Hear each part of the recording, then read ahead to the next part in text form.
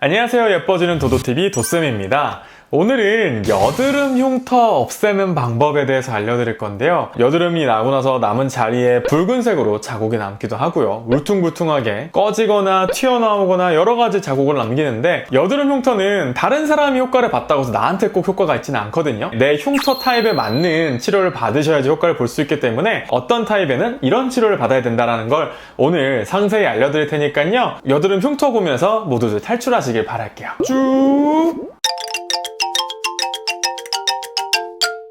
여드름 흉터를 없애는 방법을 알기 위해서는요, 여러분들 여드름 흉터의 종류를 먼저 알고 계셔야 돼요. 여드름 흉터의 종류는 4가지인데요. 첫 번째 색소 흉터, 두 번째 붉은 흉터, 세 번째 페인 흉터, 네 번째 비유성 흉터로 나눌 수가 있어요. 색소형 흉터는 여드름이 나고 난 자리에 이렇게 거뭇거뭇하게 색소가 남는 경우가 있어요. 약간 커피색의 흉터가 남는 경우가 있는데, 색깔이 검게 남는 걸 색소형 흉터라고 하고요. 두 번째 붉은 흉터는요, 여드름이 나고 난 자리에 한 달이 지나고 두 달이 지나도 계속 붉게 남아있는 흉터를 우리는 붉은 흉터, 혈관성 흉터라고 하고요. 세 번째 페인 흉터인데요. 이 페인 흉터는 말 그대로 페인 흉터예요. 피부가 이렇게 고르게 매끈하게 되어 있는 게 아니라 이렇게 푹 꺼져 있는 그런 흉터인데, 경계가 보통은 이렇게 딱 또렷하게 보이는 경우가 많고요. 아니면 이렇게 송곳으로 찌른 것처럼 이렇게 폭폭 패여 있는 경우가 있는데, 이런 흉터를 페인 흉터라고 합니다. 네 번째 비유성 흉터는요, 잘 늘어나는 부위에 난 여드름이라든지 아니면 손으로 여드름을 과도하게 건드릴 경우에 그 흉터 부위가 증식하면서 이렇게 붉어져 보이는 경우가 있어요. 그래서 여드름은 이미 다 나았는데도 불구하고 피부가 이렇게 밀가루 반죽을 집어넣은 것처럼 이렇게 볼록볼록 튀어나왔거나 찝혀있는 자국이 있는, 아니면 이렇게 붉어져 있는 자국이 있는 것을 우리가 비유성 흉터라고 해요.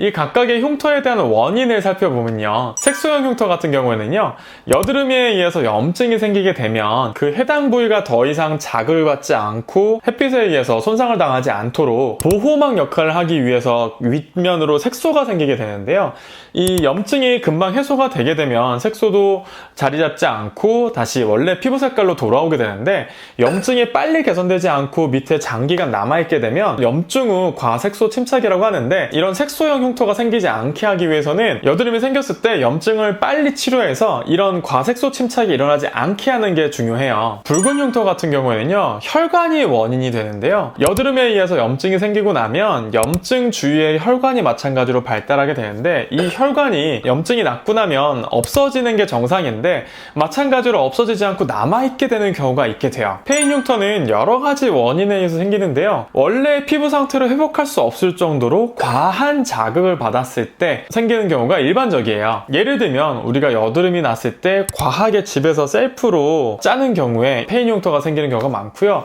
아니면 화농성 여드름, 안에 고름이 차 있는 여드름이 좀 크게 생겼을 때 이 고름이 피부의 깊은 층까지 형성되는 경우가 있는데, 이런 경우에는 이 상처가 다 낫고 나서도 상처 입은 피부가 원래만큼의 정도로 회복되지 않기 때문에 이렇게 흉터가 남는 경우가 있어요. 비유성 흉터 같은 경우에는 턱 아래쪽이나 목 같은 경우에 이렇게 좀 늘어나는 부위에 있는 여드름들이 아물면서 그 과정에서 비유성 흉터로 남는 경우가 많고요. 아니면 켈로이드성 피부 아시죠? 상처가 조금 나더라도 봉긋하게 올라오면서 흉이 지는 그런 피부들, 이런 경우에도 여드름이 났을 경우에 비유성 흉터가 남는 경우가 있고요. 외부의 물리적인 자극이 자꾸 반복되게 되면 매끈하게 회복이 안 되고 그렇게 붉어진 채로 아물어 버리는 경우가 있고요. 이게 바로 비유성 흉터의 원인이라고 할 수가 있어요. 자, 그러면 우리가 여드름 흉터의 종류에 대해서 이제 파악을 했다면, 각각의 흉터에 대해서 어떻게 치료를 해야 되는지, 어떻게 해야 나을 수 있는지를 정확히 알아봐야겠죠. 색소형 흉터 같은 경우에는요, 우리가 여드름의 흉터이기는 하지만 일반적으로 알고 계시는 프락셀이나 비너스 비바 같은 여드름 흉터 레이저로는 효과를 볼 수가 없어요. 예를 들면 토닝이나 XLV 같은 색소 레이저들이 이런 색소형 흉터에 효과를 볼 수가 있고요. 다만 이제 다른 색소에 비해서는 아무래도 염증 후에 생긴 색소이기 때문에 조금 더 치료 시간이 더 필요할 수는 있어요. 두 번째, 붉은 흉터인데요. 아까 붉은 흉터 원인이 뭐라고 했었죠? 바로 혈관이거든요. 그러면 얘네들을 해결하기 위해서는 혈관 레이저가 필요한 거죠. 이 XAV 치료를 3에서 5회 정도 받으시면 붉은 흉터는 효과를 보실 수가 있어요. 세 번째 페인 흉터인데요. 페인 흉터 같은 경우에는 여러분들이 흔히 들어보셨을 프락셀이나 비너스 비바 같은 시술이 이 흉터 치료에 효과를 볼 수가 있어요. 보통은 3번 정도를 한 달 간격으로 하게 되거든요. 만약에 페임이 좀 심하고 아니면 좀 넓게 꺼져 있다라면은 3번 가지고는 조금 부족할 수 있고요. 5번 정도 치료를 받으면 상당 부분 개선이 된다고 볼 수 있어요. 다만 피부가 좀 얇거나 홍조가 많이 심하신 분들은 프락셀은 가급적이면 피하시는 게 좋고요. 비너스 비바 같은 시술이 홍조가 안 생기면서 피부가 예민하신 분들도 치료받을 수 있기 때문에 비너스 비바로 치료받으시는 걸 더 권장해드려요. 마지막으로 비후성 흉터는요. 대부분의 경우에는 흉터 레이저로 상당 부분 효과를 볼 수 있는데요.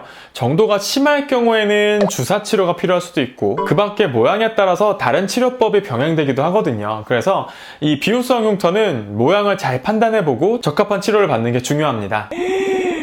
지금까지 여드름 흉터 없애는 방법에 대해서 알려드렸어요. 오늘 영상이 좋으셨다면 구독과 좋아요, 알람 설정 해주시고요. 그 밖에도 궁금한 내용 있으시다면 밑에 댓글로 알려주세요. 지금까지 예뻐지는 도도TV 도쌤이었습니다. 감사합니다. 혈관... 무슨 흉터야? 잠깐만요. 당 떨려. 좀 두고. 네네. 합니다. 뭐라 그럴까? 멜라닌 색소? 색소?